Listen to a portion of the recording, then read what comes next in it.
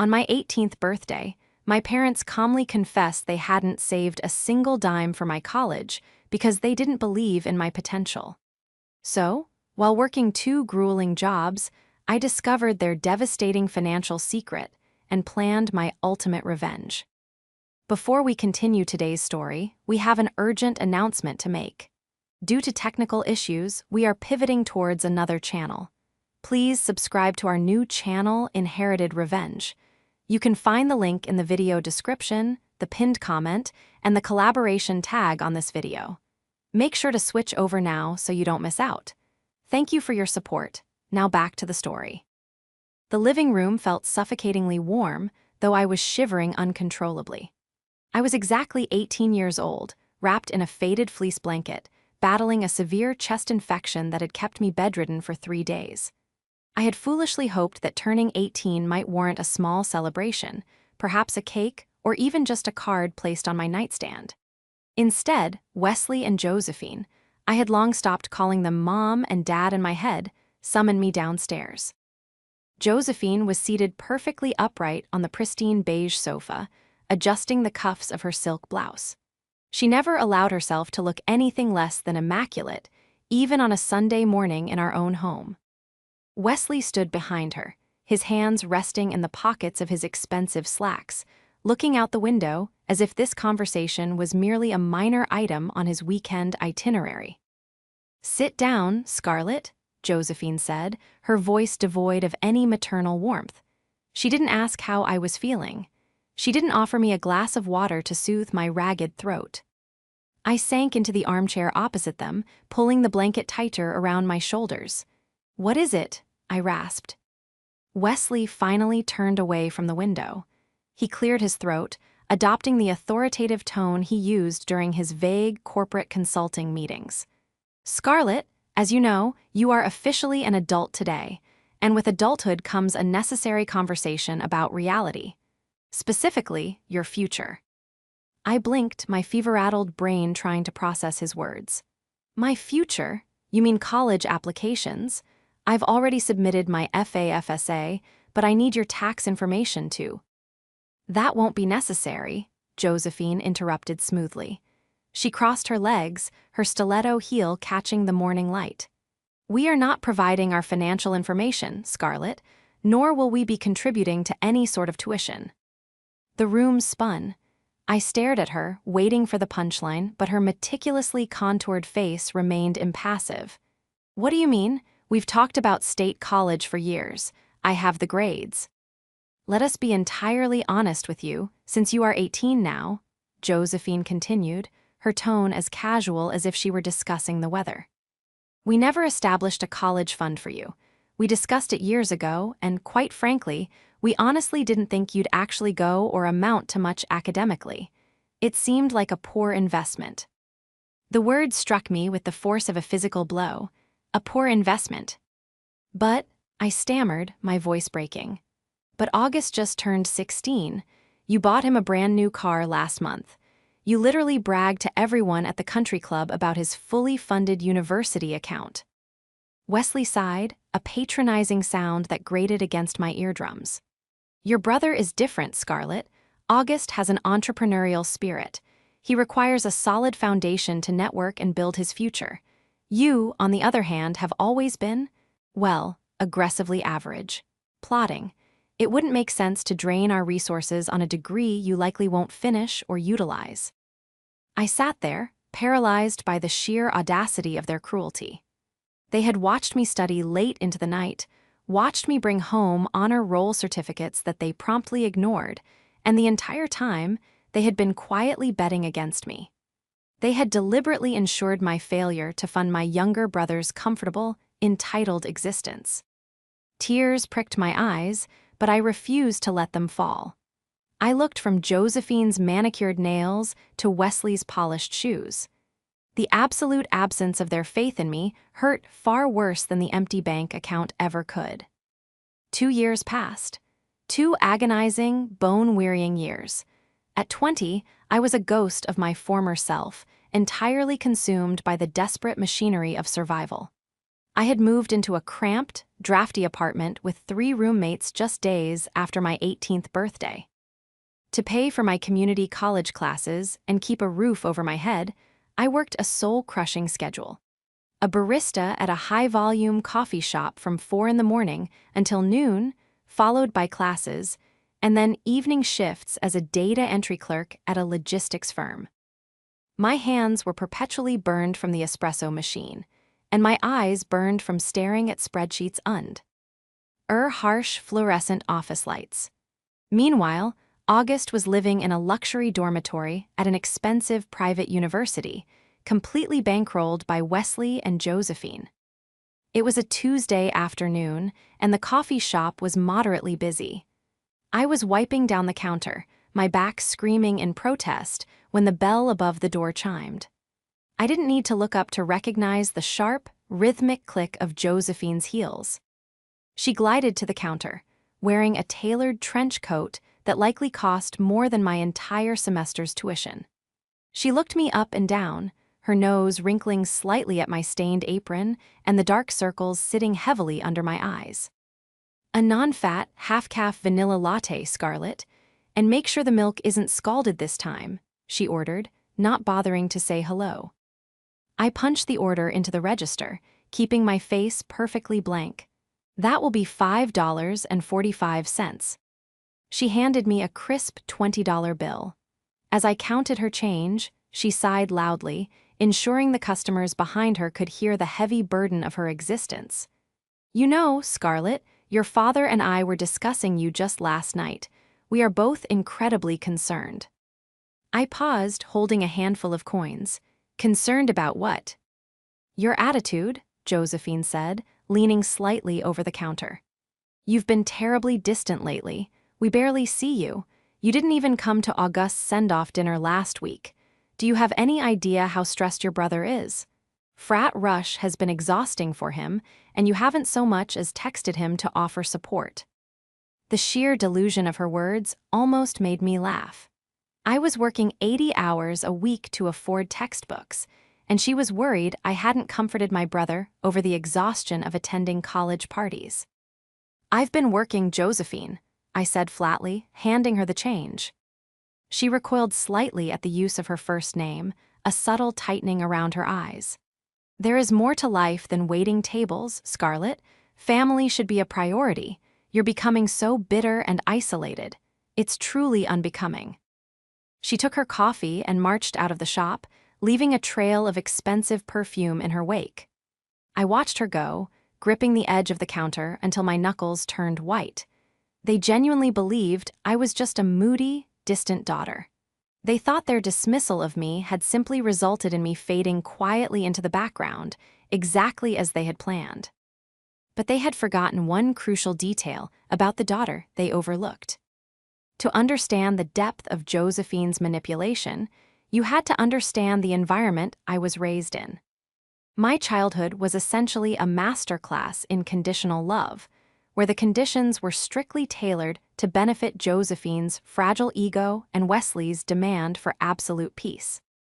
Josephine styled herself as a lifestyle director, a completely fabricated title for a woman who spent her days lunching with other wealthy women and critiquing everything around her. She had never worked a steady job in my lifetime. Instead, she demanded that the world cater to her aesthetic preferences. Throughout my high school years, I was her unpaid, unacknowledged assistant. When I wanted to take an advanced placement prep course on the weekends, Josephine threw a spectacular tantrum, claiming she needed me at home to organize her extensive wardrobe and manage the household chores because her nerves were simply too frayed. I sacrificed my own extracurriculars to ensure her life ran smoothly. I even did August's homework for him so Wesley wouldn't have to deal with the boys whining. I was the invisible glue holding their perfect image together, and my reward was absolute contempt. Josephine was a master of the subtle, tearing insult. She was deeply suspicious of anyone who possessed the independence she lacked. Whenever I managed to scrape together a few dollars from babysitting in high school, Josephine would somehow find out. She would casually mention that the household water bill was unusually high, or that my appetite was costing them too much in groceries, heavily implying that I needed to hand over my earnings to contribute. She was obsessed with financial control, demanding absolute transparency from me while remaining entirely secretive about the family's actual wealth. She presented herself to her social circle as a generous, self-sacrificing matriarch. I would often overhear her at her garden parties, loudly lamenting to her friends about how difficult it was to raise a daughter who struggled so much to find her path, all while she actively bulldozed any path I tried to build. My data entry job at the logistics firm, while exhausting, had one distinct advantage. It taught me how to trace digital paper trails. I spent my nights meticulously entering invoices, organizing payroll data, and learning the intricate ways money moved, hid, and accumulated. I learned how to read between the lines of financial statements, a skill born out of pure necessity. One late Tuesday night, while sitting alone in my freezing apartment, I was using my laptop to review my own meager banking statements. I was trying to find a way to stretch $20 over 4 days of meals. In a moment of bitter curiosity, I logged into the public county records portal.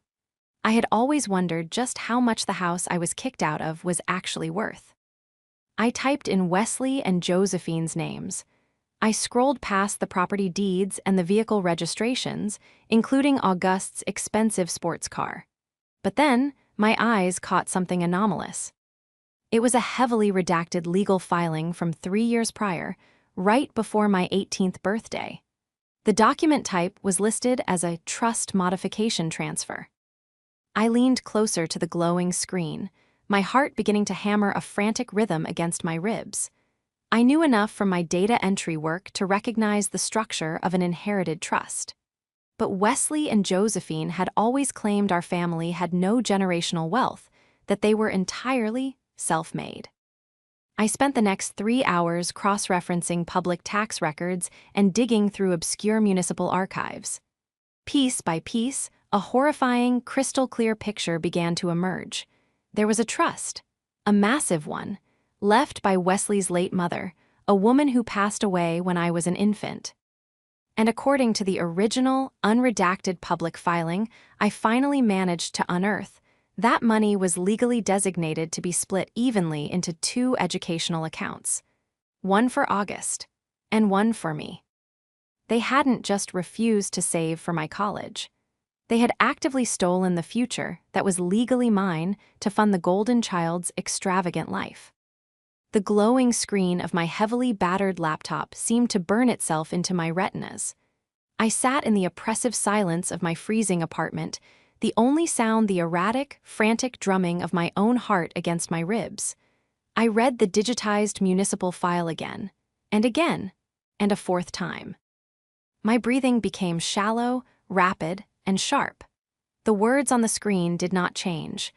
The legal jargon did not magically rearrange itself into something less devastating. The estate of Margaret Aliner, irrevocable educational trust, beneficiaries, August and Scarlett, to be dispersed in equal halves upon the attainment of their 18th birthdays. I pressed the heels of my hands into my eyes until bursts of color exploded in the darkness. The sheer magnitude of the betrayal was a physical weight pressing down on my chest, threatening to crush the air out of my lungs. They had known. Every single time Josephine berated me for asking for $20 for a required textbook, she knew there was a massive account sitting in a bank with my name on it.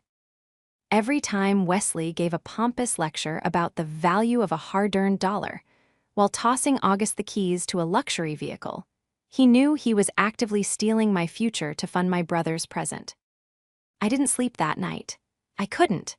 The moment my alarm went off at 3:30 in the morning for my barista shift, I didn't feel the usual bone-deep exhaustion. Instead, I felt a strange, cold clarity settling over my mind.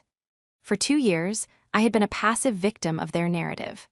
I had accepted my role as the burdensome, ungrateful daughter who simply wasn't smart enough or worthy enough to deserve their financial support.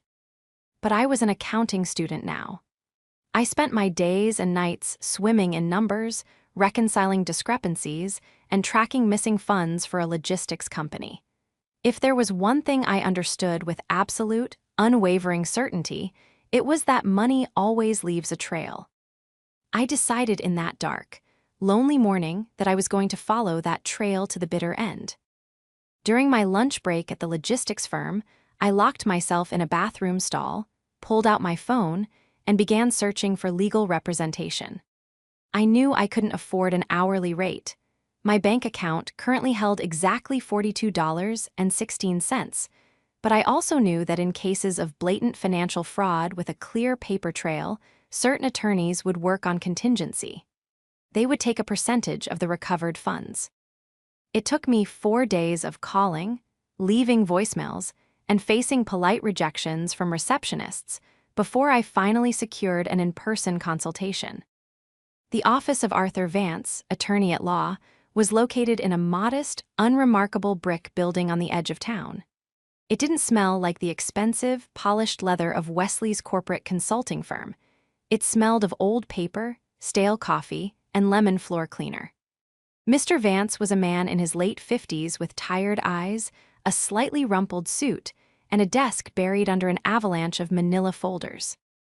"Take a seat, Scarlett," he said, gesturing to a wooden chair opposite him. He adjusted his reading glasses and looked down at the intake form I had filled out in the lobby. "You indicated on your form that you suspect a breach of fiduciary duty regarding a testamentary trust. That's a very serious accusation to level against your own parents." "It's not a suspicion, Mr. Vance," I said, my voice remarkably steady. I reached into my worn canvas tote bag and pulled out the thick stack of papers I had meticulously printed and organized at the public library. I slid them across his desk. "It is a documented fact, and I brought the receipts." Mr. Vance raised an eyebrow, clearly surprised by my preparation. He picked up the first document, the unredacted county filing I had managed to unearth. For 10 agonizing minutes, the only sound in the office was the ticking of a wall clock and the rustle of paper as he read through my findings. I watched his eyes track back and forth across the pages. I watched his posture shift from casually attentive to rigid and intensely focused. Finally, he set the papers down, took off his glasses, and looked at me. The tiredness in his eyes had been replaced by a sharp, calculating gleam. "Scarlett," he began, his voice low and serious, "if these public records are accurate, your parents didn't just make a poor financial decision. They committed a severe act of fraud. To alter the disbursement of an irrevocable trust meant for 2 beneficiaries and channel it entirely into a single account for your brother. That requires forged signatures. It requires lying to a trustee, and it requires a willful, documented effort to defraud you of your legal inheritance." "Can you prove it?" I asked, gripping the arms of my chair. "Can you get the actual bank records, the proof that they sign my name?" "If I take this case," Mr. Vance said slowly, leaning forward, "I will subpoena the original trust documents from the bank. I will demand a full accounting of every single penny that was moved, spent, or transferred since the day you turned 18. But you need to understand something. Once we file the paperwork to demand this accounting, a bomb is going to go off in your family. There is no going back. Are you prepared for that?" I thought of my burned hands from the espresso machine. I thought of the nights I went to sleep shivering because I couldn't afford to turn on the heat. I thought of Josephine's sneering face as she told me I was a poor investment. "Mr. Vance," I said, looking him dead in the eye, "I have nothing left for them to take. Light the fuse." The opportunity to plant the first seed of panic arrived sooner than I expected. 2 weeks after I formally retained Mr. Vance, my phone buzzed with a text message from Josephine. "August is home for the weekend from university. We are having a formal family dinner on Saturday at 7. You are expected to attend and assist with the preparations and serving. Do not be late and wear something presentable for once." A month ago, I would have ignored the text, citing a double shift at work to avoid the inevitable humiliation of acting as their unpaid waitstaff. But now, armed with the knowledge of their crimes, the invitation felt like an opportunity perfectly handed to me. I needed to see their faces. I needed to test the waters and watch them squirm before the legal hammer officially fell. I arrived at their sprawling, manicured estate exactly at 7. The house was a testament to their obsession with appearances: towering columns, a circular driveway, and an interior heavily decorated in cold, impersonal shades of white and gray. I walked into the massive, open-concept kitchen. Josephine was standing by the marble island, sipping a glass of expensive red wine while a private chef she had hired for the evening arranged an elaborate charcuterie board. "You're late," Josephine snapped the moment she saw me. She didn't look at my face. Her eyes instantly dropped to my clothing. I was wearing my only decent, unwrinkled blouse and a pair of dark slacks. "And you couldn't find anything more cheerful to wear? You look like you're attending a funeral." "Traffic was bad," I lied smoothly, feeling no guilt whatsoever. Wesley walked into the room, clapping his hands together. He was wearing a tailored blazer and a smile that didn't quite reach his eyes. "Ah, the prodigal daughter returns. Try to make yourself useful, Scarlett. Carry those plates to the dining room. August is already seated, and he's famished after a long week of rigorous academics." I picked up the heavy porcelain plates, my mind flashing to the fact that August's rigorous academics were entirely funded by the money stolen from my name. In the dining room, August was slouched in a high-backed chair, tapping away on his phone. He looked up briefly as I set his plate down. "Hey," he mumbled, not making eye contact. He looked well-fed, rested, and completely unburdened by the weight of the world. The dinner proceeded exactly as I anticipated. It was a theatrical performance. Of Wesley and Josephine praising August's every breath while simultaneously treating my existence as a mild inconvenience. They asked August about his fraternity brothers, his classes, and the new tires he wanted for his car. They did not ask me a single question about my life. It wasn't until the dessert plates were cleared that Josephine turned her sharp, critical gaze back to me. "So, Scarlett," she said, swirling the last drops of wine in her glass, "have you given any more thought to finding a real career path? Bouncing between coffee shops and temporary office work is hardly a foundation for a successful life. You're 20 now. It's embarrassing to tell our friends what you do." Wesley chuckled, a low, patronizing sound. "We just want you to be responsible, Scarlett. You have to understand how the real world works. Financial literacy is paramount. You can't rely on minimum wage forever." I placed my hands flat on the polished mahogany table. The wood felt cool beneath my palms. I took a slow, deep breath, letting the silence stretch out until the air in the room felt thick and uncomfortable. "It's funny you mention financial responsibility, Wesley," I said, my voice clear and carrying perfectly across the large room. I deliberately dropped the title of Dad. Wesley frowned, his thick eyebrows pulling together. "Excuse me." I said, "It's funny you mention financial literacy," I repeated, maintaining direct, unwavering eye contact with him. "Because I've been doing a lot of reading lately on that exact subject. Specifically, I've been researching the complexities of generational wealth management." Josephine let out a small, dismissive scoff. "Please, Scarlett, you barely passed high school algebra. What could you possibly be researching?" "Trust funds," I said simply. The word hung in the air, heavy and sharp. "Specifically," I continued, leaning forward slightly, "I was reading up on the legal structure of irrevocable educational trusts, like the kind established by a grandmother for her grandchildren." The reaction was instantaneous and incredibly satisfying. Wesley's hand, which had been resting casually on the table, suddenly spasmed, knocking over his empty water glass. It shattered against the hardwood floor with a loud, violent crash. Josephine's perfectly applied makeup could not hide the sudden, stark paleness that washed over her face. Her mouth opened slightly, but no sound came out. August looked up from his phone, startled by the breaking glass and the sudden, suffocating tension in the room. "What are you talking about, Scarlett? We don't have trust funds. Mom and Dad are paying for my school out of pocket." "Are they?" I asked, shifting my gaze to my brother, allowing a small, cold smile to touch my lips. Is that what they told you, August? Wesley finally found his voice. It was higher than usual, frantic and loud. That is enough, Scarlett.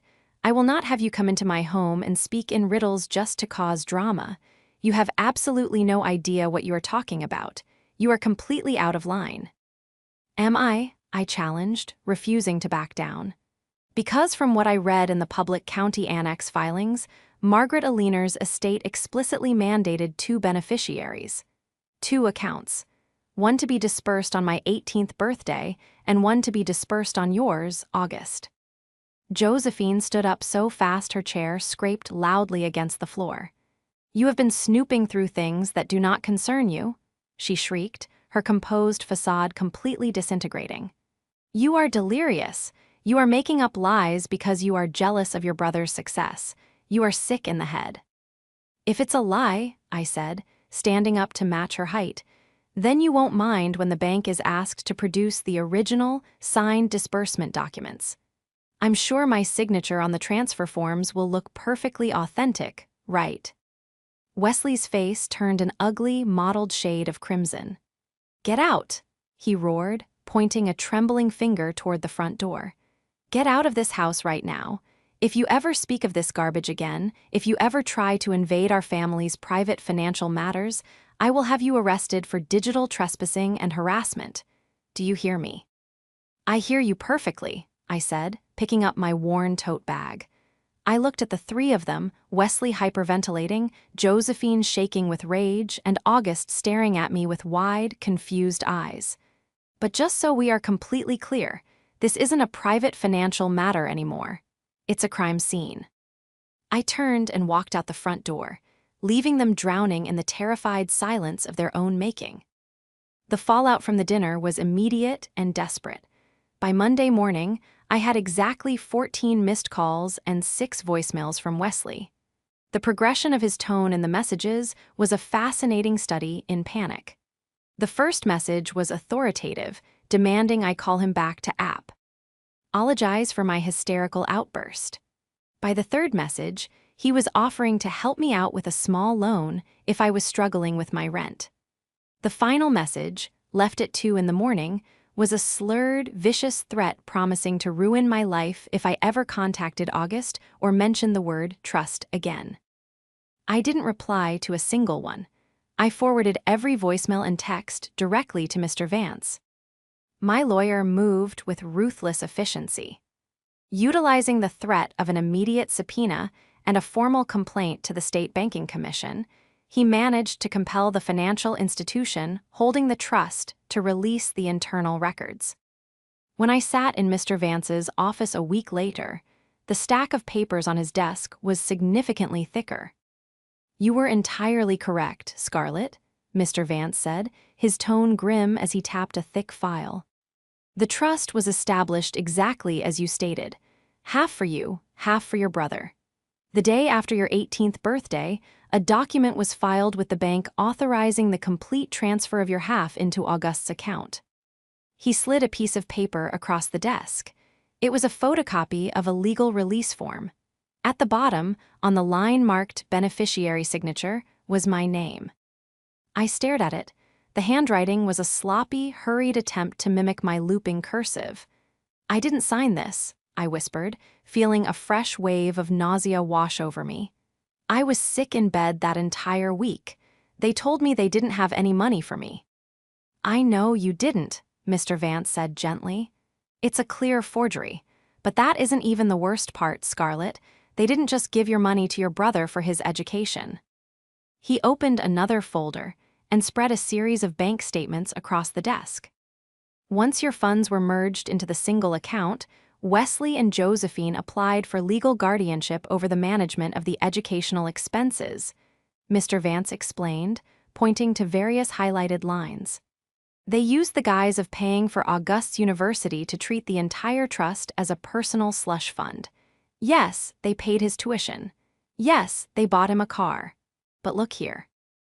I leaned in, my accounting training kicking in as I scanned the ledgers. My blood turned to ice. There were massive withdrawals marked as room and board supplements that coincided exactly with the dates Wesley and Josephine went on a luxury vacation to Italy last summer. There were thousands of dollars funneled out under textbook and supply allowances that matched perfectly with the payments made to a high-end kitchen remodeling contractor. They were systematically draining the trust, my trust, to fund their lavish lifestyle, while I was literally counting pennies to buy ramen noodles. "We have them, Scarlett," Mr. Vance said quietly. "It's irrefutable fraud, embezzlement, and forgery. We are filing the formal lawsuit on Monday. But I need to ask you, how do you want to handle your brother? He is technically the primary account holder now. He will be named in the suit, even if he didn't orchestrate the fraud." I thought of August. I thought of his confused, panicked face at the dinner table. He was spoiled, entitled, and oblivious, but I didn't truly believe he knew he was driving a car bought with stolen money. "Let me handle August," I said, a plan forming in my mind. I knew August's schedule. I knew that every Thursday afternoon, he frequented a high-end cafe near his university campus to study. I took the bus across town, walking into the cafe in my faded barista apron, having just finished my morning shift. I spotted him in a corner booth, wearing a designer hoodie, casually scrolling through his laptop. He looked up when I slid into the booth across from him. "Scarlett," he said, immediately looking incredibly uncomfortable. He glanced around as if worried his friends might see him with me. "What are you doing here? Mom and Dad said you're having some kind of mental breakdown. They told me to block your number." "Of course they did," I said evenly. I didn't raise my voice. I didn't show any emotion. I simply unzipped my tote bag and pulled out the thick, red rope folder Mr. Vance had given me. I dropped it onto his keyboard. "What is this?" August asked, pulling his hands back as if the folder was on fire. "That is the truth, August," I said. "And I highly suggest you read it before the federal marshals show up at your fraternity house to ask you about your involvement in wire fraud." The color drained from his face. "Wire fraud? Scarlett, you're scaring me. Stop being crazy." "Open the folder," I commanded. Reluctantly, with trembling fingers, August opened the file. I walked him through it, piece by piece. I showed him the original mandate from our grandmother. I showed him the forged signature on my 18th birthday. "They told me they just had a good year in the market," August whispered, staring at the numbers. "They said the car was a reward for my grad." "Ease." "They lied," I said bluntly. "Now look at the withdrawal ledgers." I flipped the page, pointing to the massive deductions. "Do you remember when they went to Tuscany last July? Look at the withdrawal from your educational fund 2 days prior. $35,000. Did you authorize that for your education, August?" August stared at the highlighted line.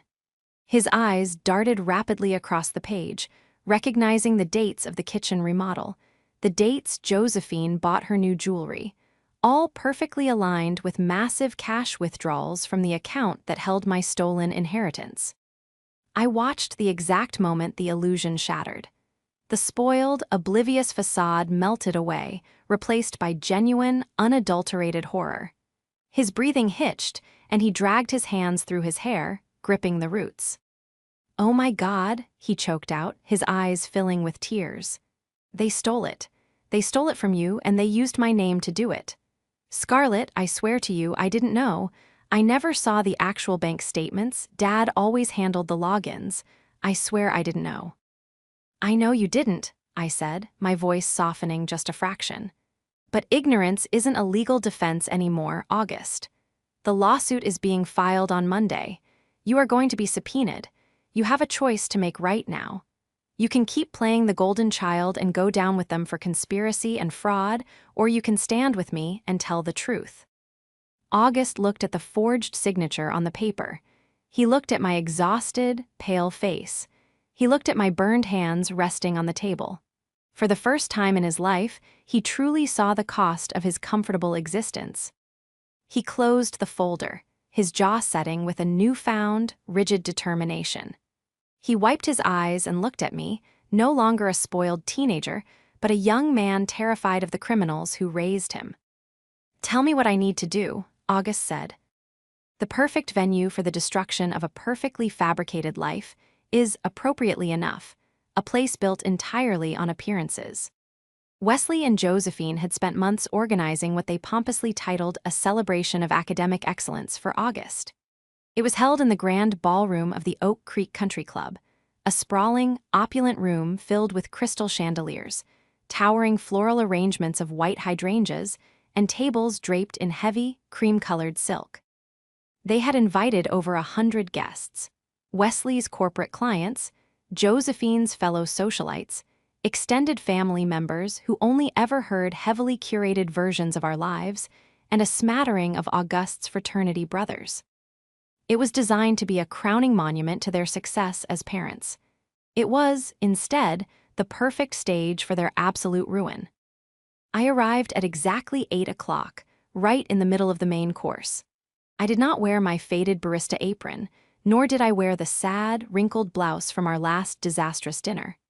I had taken a small advance from Mr. Vance against the inevitable settlement to purchase a sharply tailored, dark navy business suit. I had my hair pulled back into a severe, professional knot.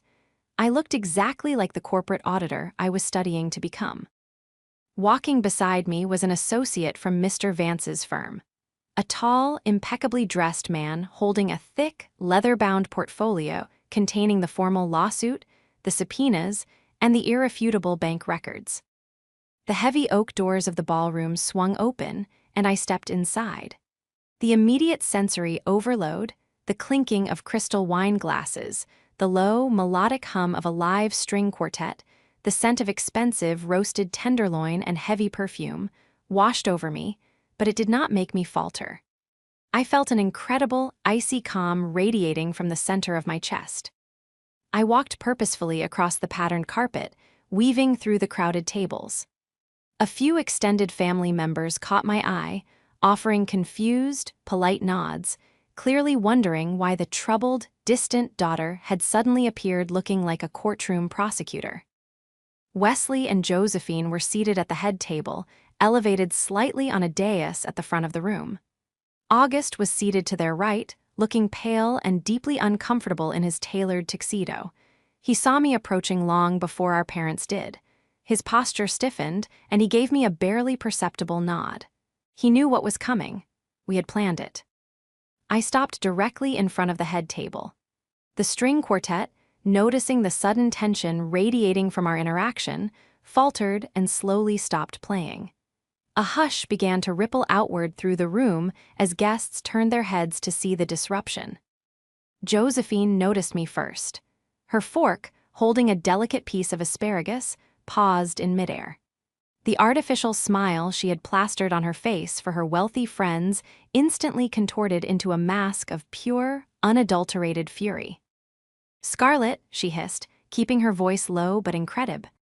"Live venomous. What in the world are you doing here? You are not invited. You are interrupting a highly exclusive event. Security will escort you out immediately." Wesley stood up, buttoning his suit jacket with trembling fingers, attempting to project an aura of calm authority to the watching room. "Scarlett, sweetheart," he said loudly, forcing a jovial, patronizing tone for the benefit of his clients seated nearby. "I think you're a bit confused. Let's step outside into the lobby and talk about whatever is upsetting you, all right? We don't need to make a scene." "I am not confused, Wesley," I said, my voice projecting clearly and effortlessly across the sudden, heavy silence of the ballroom. I did not use a microphone, but the absolute stillness of the crowd ensured every word carried to the very back of the room. "And we are not stepping outside. You have spent my entire life putting on a performance for these people. I think it is only fair that they get to see the grand finale." "Security," Josephine shrieked, no longer caring about appearances.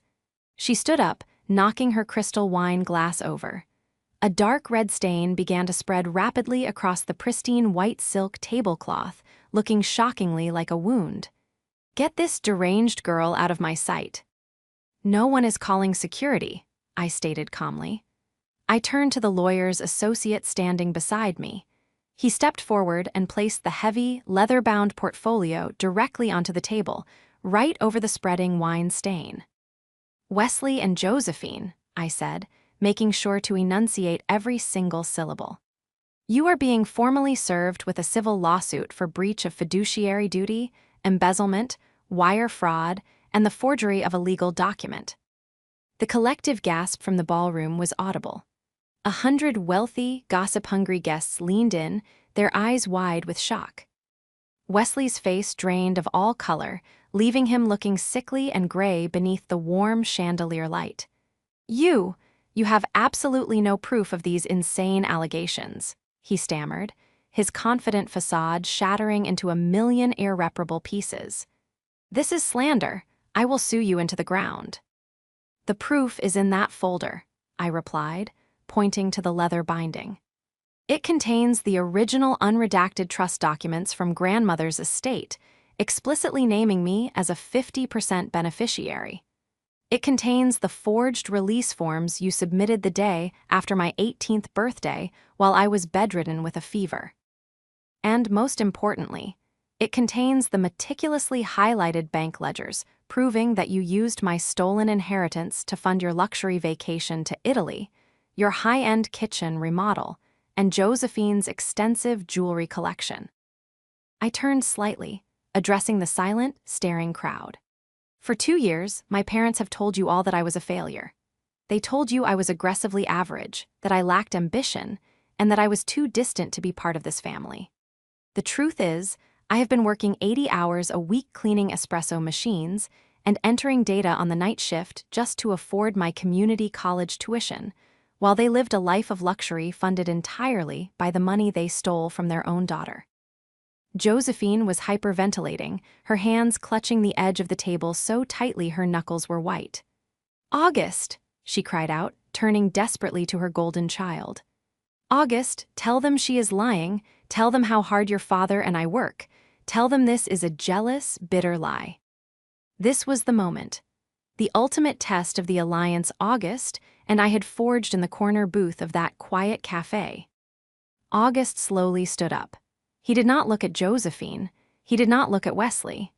He reached into the pocket of his expensive tuxedo jacket and pulled out the heavy set of keys to the luxury sports car they had bought him. The silence in the room was so profound, you could hear the soft clatter of silverware as a guest dropped a knife in shock. August looked directly at Wesley, his eyes completely hardened. "They aren't lies, Dad," he said, his voice shaking slightly before solidifying into a tone of absolute disgust. "I saw the ledgers. I saw the withdrawal dates. You told me my entire life that we were self-made. You told me you were rewarding my hard work. You used me to launder the money you stole from my sister." "August, please," Wesley begged, reaching out a trembling hand. "You don't understand the complexities of wealth management. We did it for the family. We did it for you." "You did it for yourselves," August countered fiercely. He raised the car keys and slammed them down onto the table, right next to the lawsuit. The metallic crash echoed through the microphone on the podium. "I am voluntarily surrendering all assets tied to that fraudulent account, and I have already given a full, sworn statement to Mr. Vance cooperating with Scarlett's investigation. I am absolutely done being your excuse." August turned, stepped down from the dais, and walked over to stand beside me. The physical distance he put between himself and our parents was the final, undeniable validation of their guilt. Josephine collapsed back into her chair, sobbing hysterically into her hands, her perfect image completely and utterly destroyed in front of the only people whose opinions she ever valued. Wesley stood frozen, staring blankly at the lawsuit on the table, a man who had suddenly realized he had nowhere left to hide. I looked at the two of them, small, broken, and exposed, and I felt the heavy, suffocating weight of the last 2 years finally lift from my shoulders. "Enjoy the rest of your celebration," I said quietly, turning on my heel. With August walking proudly by my side, I navigated back through the silent, staring crowd of elites, leaving the Oak Creek Country Club behind us, completely free. The downfall of Wesley and Josephine was not swift, but it was absolute, a slow and agonizing dismantling of everything they held dear. The public humiliation at the country club was merely the first domino to fall. The gossip spread through their social circle like a virulent wildfire. Within a week, Josephine's friends had completely ostracized her, removing her from committee boards and refusing to return her phone calls. The social exile she had always feared became her permanent reality. The legal and professional consequences were far more severe. The lawsuit I filed, coupled with Auguste's devastating sworn testimony, triggered a massive investigation. When Wesley's corporate consulting firm caught wind of the federal wire fraud and embezzlement allegations, they immediately terminated his partnership, citing a strict moral turpitude clause in his contract. Stripped of his income and facing astronomical legal fees for his defense, Wesley was forced to do the one thing he swore he would never do: liquidate his image. They had to put the sprawling, manicured estate on the market. They had to sell the luxury vehicles, the imported art, and Josephine's extensive jewelry collection just to keep their heads above water and repay the stolen funds they owed to my trust. It took 14 months of grueling depositions, mediation, and endless paperwork, but the justice system, guided by the relentless expertise of Mr. Vance, finally prevailed. Wesley and Josephine accepted a harsh plea deal to avoid federal prison time. They were sentenced to 5 years of strict probation, hundreds of hours of community service, and legally mandated to restore every single penny they had drained from my inheritance, with interest. The day the final settlement check cleared into my newly established, entirely secure bank account, I sat in my small apartment and simply cried. They were not tears of sorrow, but tears of profound, overwhelming relief. I was no longer a victim. I was whole. I immediately quit my grueling barista job. I gave notice at the logistics firm, thanking them for the data entry experience that ultimately gave me the tools to save my own life. I paid my remaining community college tuition in full, transferred my credits to a prestigious state university, and enrolled as a full-time accounting student, finally able to focus entirely on my future without the crushing weight of exhaustion dragging me down.